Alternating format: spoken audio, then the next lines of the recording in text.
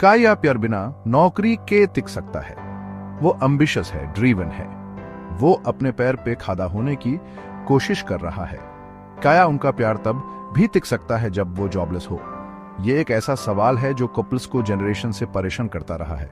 हम अक्सर सुनते हैं कि लड़कियां चाहती हैं कि उनका पार्टनर सक्सेसफुल हो, लेकिन क्या होता है जब सिचुएशन उल्टा हो? क्या होता है जब लड़का बिना नौकरी के हो? क्या ये रिलेशनशिप खत्म करने की वजह बनता है? ये किसी पे उंगली उठाने की बात नहीं है। ये आज की दुनिया में रिलेशनशिप्स की कॉम्प्लेक्सिटी को समझने की बात है।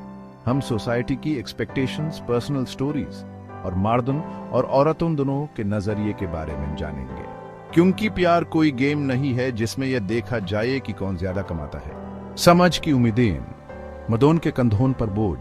जनरेशन से मर्दों ने प्रोवाइडर होने का बोझ उठाया है। समझ उन्हें बताता है कि उनकी औकत उनकी सैलरी से मापी जाती है। घर चलाने वाला बनो, स्ट्रांग बनो, कमजोरी मत दिखाओ। ये उम्मीदें बहुत गहरी हैं इनमें। तो जब एक आदमी अपनी नौकरी खो देता है तो यह सिर्फ पैसे की बात नहीं होती, ये उसकी आइडेंटिटी पर हमला होता है। औरतों पर भी बहुत प्रेशर होता है। उनसे उम्मीद की जाती है कि वो सक्सेसफुल होने के साथ साथ करेंग भी हों। समझ उन्हें बताता है कि उन्हें एक ऐसा पार्टनर चाहिए जो प्रोवाइड कर सके, जो स्टेबल हो, जो डिपेंडेबल हो। ये उम्मीदें मर्दों और औरतों दोनों के लिए एक खतरनाक दीवार खड़ी कर सकती हैं। बिना नौकरी के एक पेयर पर्सनल स्टोरीज। रिया, एक यंग प्रोफेशनल, ने अपनी रिलेशनशिप प्रॉब्लम्स के बारे में मुझे बताया। उसके बॉयफ्रेंड आकाश की 6 मंथ्स पहले नौकरी चली गई थी। मैं उसे प्यार करती हूँ, उसने कहा। उसकी आवाज में चिंता साफ झलकती थी। लेकिन मैं थक गई हूँ अकेला कमाते कमाते। उसकी कहानी अलग नहीं है। ऐसे कई कपल्स हैं जो ऐसी मुश्किलों का सामना करते हैं। दूसरी तरफ मेरी मुलाकात विक्रम से हुई, जिन्होंने पेंडेमिक में अपनी नौकरी खो दी थी। उनकी वाइफ नेहा उनके साथ चटन बनकर खड़ी रही।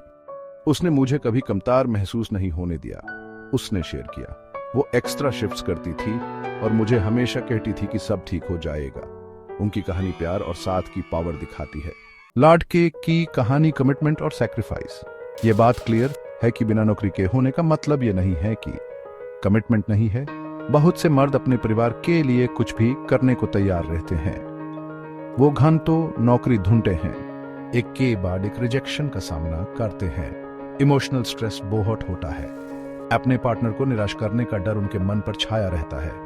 राज को ही ले लो। 15 साल बाद उनकी हाई पेइंग कॉर्पोरेट जॉब चली गई। उन्होंने अपना ईगो स्वॉलो किया और छोटे मोटे काम करने लगे अपने परिवार का पेट पालने के लिए। उन्होंने एक छोटा ऐसे फूड स्टॉल भी शुरू कर दिया। दिन रात मेहनत करने लगे। उनकी कमिटमेंट अनवेवरिंग, अपने परिवार के लिए उनका प्यार अनकंडीशनल। क्या ये सही है? असम्पशंस को चैलेंज करो। क्या ये मान लेना ठीक है कि लड़कियां एक ऐसे पार्टनर के साथ नहीं रह सकती जो जॉबलेस हो, या कि मर्दन में इतनी हिम्मत नहीं होती कि वो मुश्किल समय में अपने परिवार का ख्याल रख सकें? सच तो यह है कि जनरलाइजेशंस करना खराब होता है। हर रिलेशनशिप अलग होता है। हर व्यक्ति की जरूरतें और एक्सपेक्टेशंस अलग होती हैं। प्यार कोई स्कोर रखने की चीज नहीं है। ये तो चैलेंजेस के साथ में सामना करने की बात है, एक टीम की तरह। ये तो ये समझने की बात है कि जिंदगी में यूप्स एंड डाउन्स आते रहते हैं और कभी कभी एक पार्टनर को स्ट्रांग बैंक के रहना पड़ता है जब तक दूसरा पार्टनर अपने पैरेंट पे खड़ा नहीं हो जाता। पार्टनरशिप की पावर। सक्सेस को नई तरह से डिफाइन करो। सक्सेस का मतलब हमेशा स्वीट और ब्रीफ केस नहीं होता। ये एक स्ट्रांग बॉन्ड मैन भी हो सकता है, एक पार्टनर के अनवेवरिंग सपोर्ट मैन भी हो सकता है।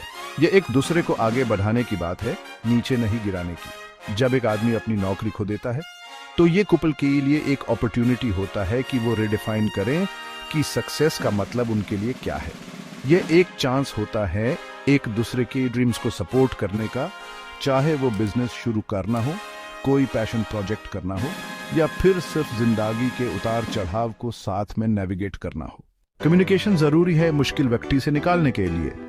किसी भी मुश्किल को पार करने की चाबी है कम्युनिकेशन। ईमानदार, ओपन और वल्नरेबल बातचीत बहुत जरूरी है। दोनों पार्टनर्स को अपने दरों को, अपनी इनसिक्योरिटीज को और अपनी एस्पिरेशंस को एक्सप्रेस करना चाहिए। ये साथ में सॉल्यूशंस ढूंढने की बात है। क्या एक पार्टनर पार्ट टाइम जॉब कर सकता है? क्या वो अपनी लाइफस्टाइल को सिंपल बना सकते हैं? क्या वो परिवार और दोस्तों से सपोर्ट ले सकते हैं? ओपन कम्युनिकेशन से अंडरस्टैंडिंग, एम्पैथी और आखिर में एक स्ट्रॉन्गर बॉन्ड बनता है। सैलरी से आगे एक पार्टनर की एसली वैल्यू। एक पार्टनर की कीमत उनके बैंक बैलेंस से डिफाइन नहीं होती। ये उस प्यार से होती है जो वो देते हैं, उस सपोर्ट से होती है जो वो ऑफर करते हैं, और अनशेयर्ड ड्रीम्स से होती है जो वो साथ में देखते हैं। ये उन लॉफ्टर के बारे में है जो वो साथ में शेयर करते हैं, उन टेयर्स के बारे में है जो वो साफ करते हैं, और उस अनवेवरिंग बिलीफ के बारे में है जो उन्हें एक दूसरे पे होता है। तो क्या प्यार बिना नौकरी के टिक सकता है? बिल्कुल, लेकिन इसके लिए अंडरस्टैंडिंग, कंपैशन और ट्रेडिशनल रोल्स को रीडिफाइन करने की इच्छा होनी चाहिए। यह बात समझने की है कि एक पार्टनर की असली आइडेंटिटी उनकी सैलरी से परे, उनके दिल की गहराई में और उनकी कमिटमेंट की स्ट्रेंथ में होती है। उम्मीद धुंधा में एक बैलेंस्ड पर्सपेक्टिव। पीआर और बेरोजगारी के बारे में बात करना कॉम्प्लेक्स है, इसका कोई इजी आंसर नहीं है, लेकिन एक बात क्लियर है, किसी पार्टनर को सिर्फ उसकी जॉब स्टेटस के बेसिस पे जज करना गलत है। प्यार तो सुपरफिशियल चीजों से आगे देखने की बात है, किसी व्यक्ति की असली वैल्यू को पहचानने की बात है, चाहे वो एम्प्लॉयड हो या नहीं। ह्यूमन ऐसे सोसाइटल नॉर्म्स को चैलेंज करना चाहिए जो एक आदमी की औकत को उसकी सैलरी से जोड़ते हैं।